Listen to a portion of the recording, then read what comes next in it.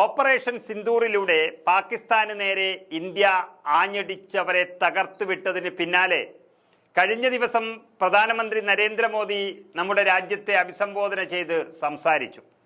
പാകിസ്ഥാൻ കാല് പിടിച്ചതുകൊണ്ടാണ് വെടിനിർത്തലിന് തയ്യാറായതെന്നും അത് ഇന്ത്യയുടെ ദൗർബല്യമായി കാണരുത് എന്നും നരേന്ദ്രമോദി കഴിഞ്ഞ ദിവസം പാകിസ്ഥാന് മുന്നറിയിപ്പ് നൽകിയിരുന്നു. എന്തായാലും പാകിസ്ഥാൻ ഇന്ത്യക്ക് മുന്നിൽ മുട്ടുമടക്കിയതിൻ്റെ സന്തോഷം മറച്ചുവെക്കാതെ സൈന്യത്തോടൊപ്പം ആഹ്ലാദം പങ്കിടാൻ നരേന്ദ്രമോദി സമയം കണ്ടെത്തി.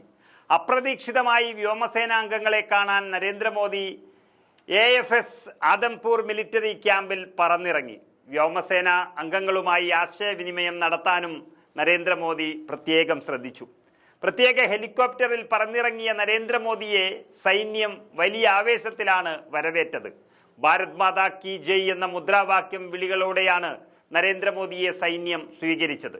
പിന്നീട് മോദിക്ക് ചുറ്റും കൂടി സന്തോഷം പങ്കുവെച്ച സൈന്യം കൈകൾ ഉയർത്തി രാജ്യത്തിന് ജയ് വിളിച്ചുകൊണ്ടേയിരുന്നു.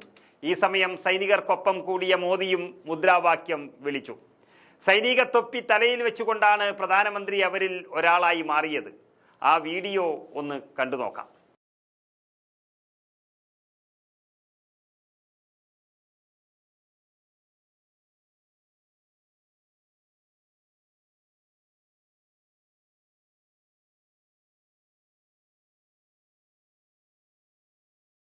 भारत माता की, भारत माता की, भारत माता की,